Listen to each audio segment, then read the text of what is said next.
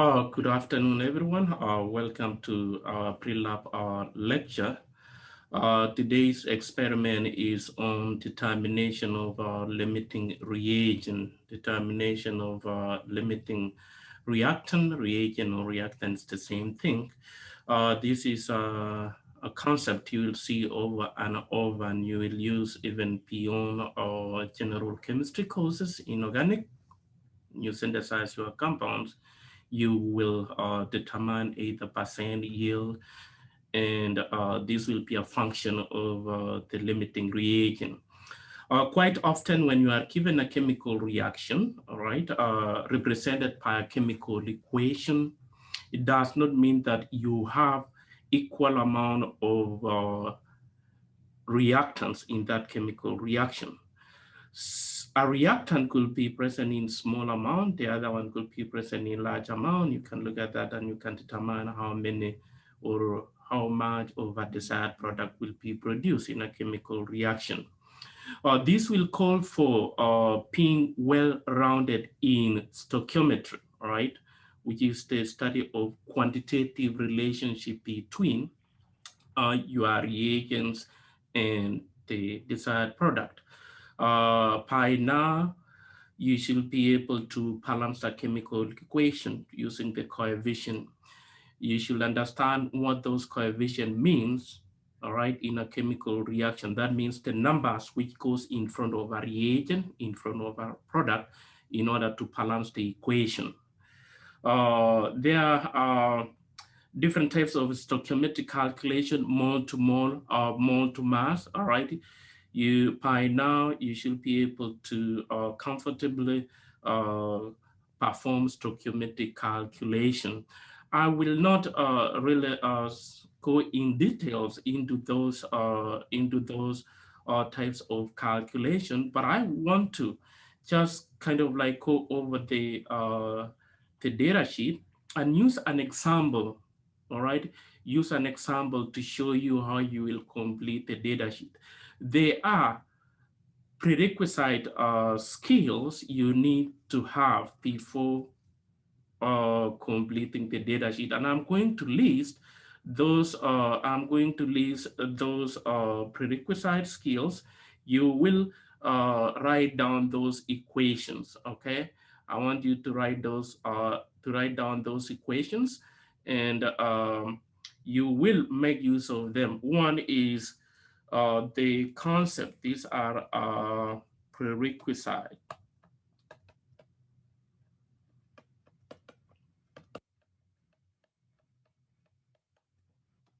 All right, density equals to what? Density equals to mass of volume in liters, or just maybe just liters. You don't need to change to liters whenever you are calculating the density. And when you rearrange this equation, you can have mass, all right? This will be mass from the density equation is given by density times volume. Just rearranging the equation. You need to know how to make use of this equation. Equation two, which you should know, is how do I find the number of moles of reagent? Number of moles, all right? Number of moles given the mass of a reactant and its molar mass, all right? You have to take the mass in grams of molar mass. You can get this from from the periodic table, PT for periodic table. This is equation two. You will need for this lab. This is equation two. We will make use of later on. Number of moles is given by mass of molar mass. If you have the chemical formula for the reagent, you will plug in that. And then of course the percent concept, all right, before I proceed, Madison, just trying to find the quiz due time. I will check that, all right? I'll check that later. So this is the equation you need to know. Moles is given by mass over molar mass. And then of course the stoichiometry here, mole to mole. Sometimes they just use an even there. This is one of the stoichiometric calculation you'll encounter in this lab. You should be able to convert the number of moles, given the number of moles of this reagent, how many moles of the product do you expect from there, and then we move forward. So let me just pick some hypothetical numbers with respect to today's lab. Here is the data sheet. I do have the data sheet here, and the equation. This is the equation reaction between nickel to hexachloride reacting with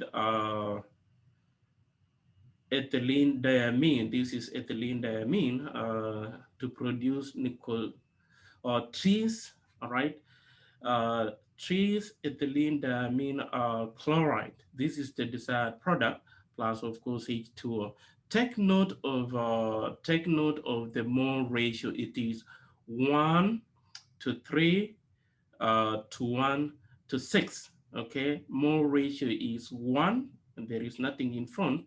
All right, it's understood that it is 1 mole.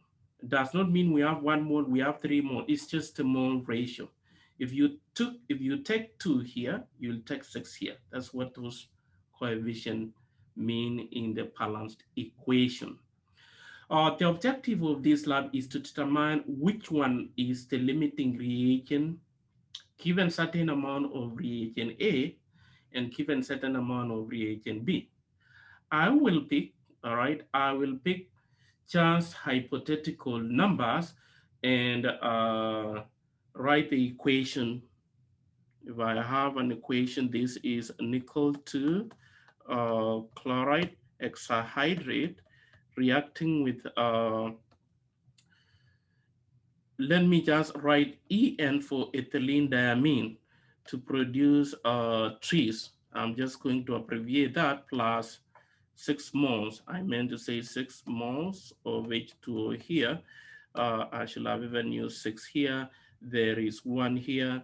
There is 3. And there is 1 in front. This represents the mole ratio. En for ethylene diamine. This is the trees. This is the desired product. We need to have the molar mass of each compound. Molar mass for nickel 2 hexachloride. You should have this. This was in the pre-lab exercise, and should have been 237 point what? 69. This is 69 grams per mole. You need to have the molar mass, and then the molar mass of this is 60.1 grams per mole, and these trees is 309. Sorry, 309.8 grams. These are molar masses of compound, and of course H2O here, 18. This is 18.02 grams per mole, molar masses of each compound. Now, suppose, all right, suppose we have 5.0 grams of this, and all right, 5 ml. Here is 5 ml of each of ethylene diamine. This is liquid form, and this is in solid form. The question is, what is the limiting reagent? What is the limiting reagent? To move forward, you need to convert to find the number of moles you have in, all right?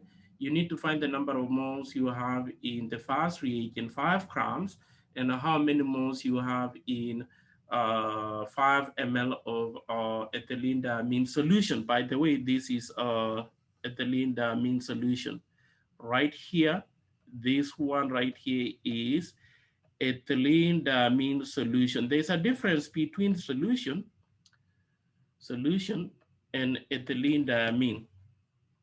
Ethylene diamine is in ethylene diamine solution. It's like dissolving sodium chloride in H2O. You end up with salty water. It does not mean that you have the salt. Okay. So the 5 ml here, I have ethylene. Okay. I have ethylene diamine in 5 ml of the solution is dissolved in H2O. So to start off with, I will find the number of moles of 5 grams of trees using its molar mass, nickel 2 chloride, using the molar mass as a conversion factor. This is the 237 point what? 69. One more. What is the number of moles you have in 5 grams? Someone with a calculator real quick, we need to move faster. How many moles do we have in 5 grams of nickel 2 chloride? Please, real quick, somebody just use your calculator, find the number of moles you have in 5 grams. How many moles 0.02 moles. nickel 2 chloride do we have in 5 grams of nickel 2 chloride hexahydrate? Somebody to key in on the chat window.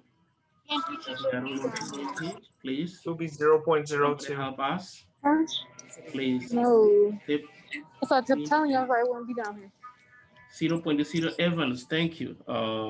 Anybody else with a difference? So if we have 0.02 moles of nickel 2 chloride. Oh, somebody is paying attention to significant figures. Let me just go with 3 significant figures, 0.210 moles. Thank you. Did you find your If candy? we have this, it's easy. But pay attention to, if I have 5.0 ml, watch what I'm doing with the solution of EN. This is ethylene diamine. It does not mean I have 5 ml. There is a statement, and I'm just going to share, all right? Can someone unmute themselves? Let me just mute. Thank you for that. Let me just mute that. I'm just gonna do that right here. I've just muted everybody. Thank you, Alexandra. Hope the background noise is taken care of. Let me know. Thank you. So this is 5 ml of solution I have. It does not mean that it's the reagent. I wanted to point out to you right here, okay? If you look at the data sheet, I mean the lab manual, you are expected to read this, and I don't know if you paid attention, but there is a statement here. Look at statement number 4 here. Obtain, if you are to come in the lab, but since you are at home, of course, somebody has to do that for you. If you have, say, 18 ml of ethylene diamine solution, what is solution? It's not ethylene diamine. That means 25% of that is the mass of ethylene. I repeat again, 18 ml is not the reagent. It is the solution of the reagent. So likewise, in my example here, it does not mean I have 5 ml. 25% of which is 25 of 100 times 5.0 ml. All right. First of all, let's see. If you have 5 ml of solution, you need to find the mass here. First, find the mass of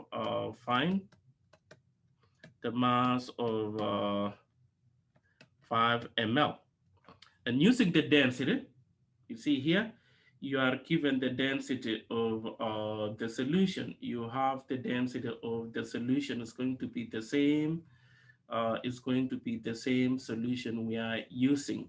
Note that the density of solution is 0.950. So we need to find the mass of that solution. So if I have my 5 ml, 0 or mass is given by density times volume. Density times volume, which is 0.950 grams per 1 ml times 5 ml times 5 ml. I need to convert to mass first. That is what I was saying. Prerequisite skill. You need to know how to manipulate the density equation so that you get the mass of your solution. In the data sheet, you will be given the volume of the solution of this reagent. And you need to convert to mass the way I just did that. What is the mass? Somebody used the chat room to give me the mass of my 5 ml of solution. What is the mass? 0.950 times 5. In case you're wondering where 5 is coming from, it is given, I'm using this information here, all right? It is given in the manual right here. This is the density of that ethylene diamine solution, and I'm using it to find the mass. And somebody just gave me the answer point what? Jose, thank you. So it is 4.75.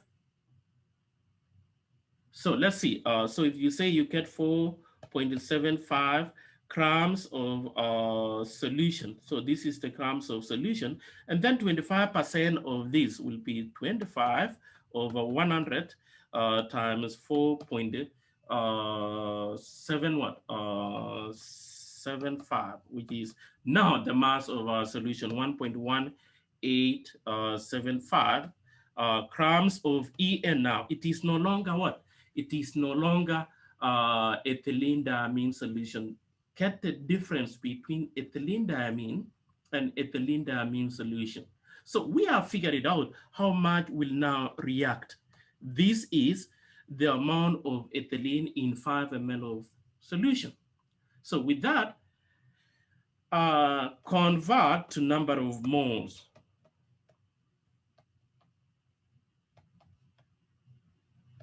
Using the molar mass of ethylene diamine, all right, 1.1875 grams of ethylene diamine. I'm using the molar mass, which you should have as 1.60 grams of En, 1 mole of En. And if you look at my setup, this is what I'm looking for in calculation, so that when I cancel that, I'll see, please do not write on the edge. Don't squeeze your workout on the edge of the data sheet. Just use extra paper. Show me the calculation. That is how I got my number of moles. Somebody just will say thank you. So that gives or leads to 0.0198 moles. All right. So we know the number of moles of ethylene that reacted, and we know the number of moles of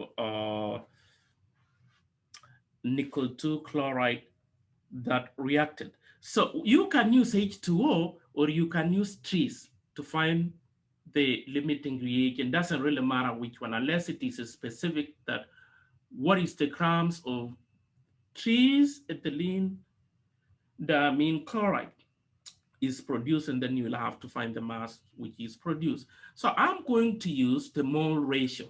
You want to, you'll say this is if you want to find if nickel 2 hexachloride is limiting reagent. Let's see how many moles of trees will be produced. We have 0.210 moles of nickel 2 hexahydrate. I'm using the molar mass, the mole ratio. For every 1 mole of nickel 2 reacted, 1 mole of trees. I'm just going to abbreviate trees ethylene diamine will be produced so that I cancel that and I cancel that. So the number of moles will be 1 mole of trees will be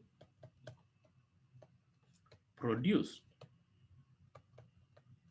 This means if all the 5 grams are consumed, then 1 mole of trees will be produced. If I was to find the grams, all right, if I was to find the grams, that is what I do have that. Yes, you're right about that. You're right about that. Thank you, Robert. Thank you. That is what it is. 0. All right, 0.210 moles will be produced. If you are to find the grams, then you multiply by the molar mass of trees, which is 309, all right, 309.8 grams to get the grams. So that you say, again, if En, which is ethylene diamine, is limiting reagent, how many moles of trees will be produced? Using the number of moles and mole ratio, 0.198, all right, this will be 0.0198 moles of ethylene diamine. I will use the mole ratio between ethylene diamine, which is given here, all right? The mole ratio is given here. You see the mole ratio between trees and trees, ethylene diamine and trees. Ethylene diamine is 3 to 1. So this will be 3 for every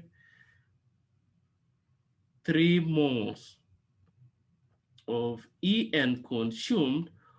1 mole of what? 1 mole of trees will be produced using the mole ratio. This will cancel out. If you divide by 3.098, what will be the number of moles of trees that will be produced? Thank you, Jose. So this is 0.006. All right, 6 moles of trees. At this point, I don't need to find the grams of, all right? I don't need to find the grams of trees unless the question is asking me what is the mass of trees that will be produced, but I can compare the number of moles produced. This 0.0063, I mean 0.0066 versus 0.2. Which one is less? The one which produce less amount of the desired product is your limiting reagent.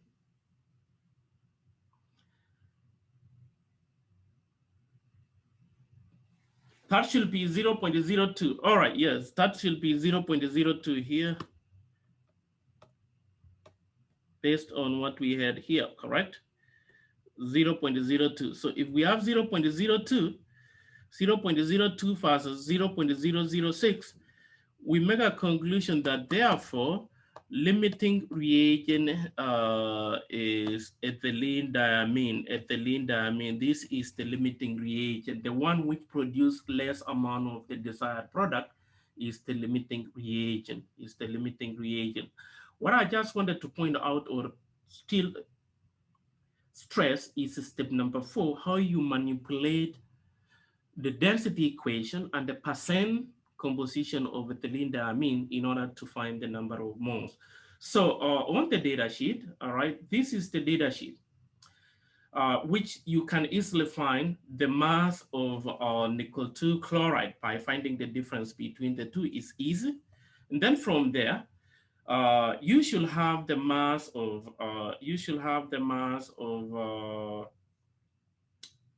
molar mass of nickel 2 chloride hexahydrate, so that you use to do what? To find the number of moles, So if I to find out the number of moles, you will have to use the molar mass. of ethylene diamine. Ethylene diamine. So mass, you'll have that. All right. So that's what you will do for mass. The difference between the two, you will need that. So you don't need to worry about the rest of the information is filled out for you. Gonna fill out that. All right, you will fill out that. Now, step number, we have 3. Let me see what's going on here. I want to make sure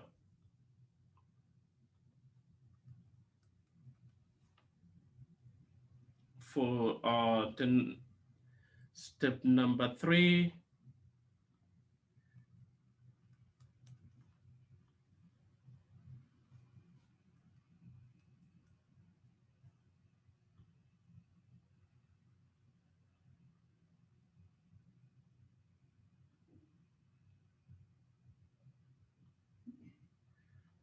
So step number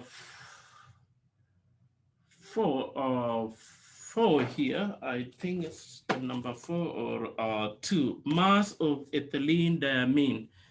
Step number 2, mass of ethylene diamine, you'll have to find, use the molar mass, the density equation and the percent composition for step number 2, section 4.3.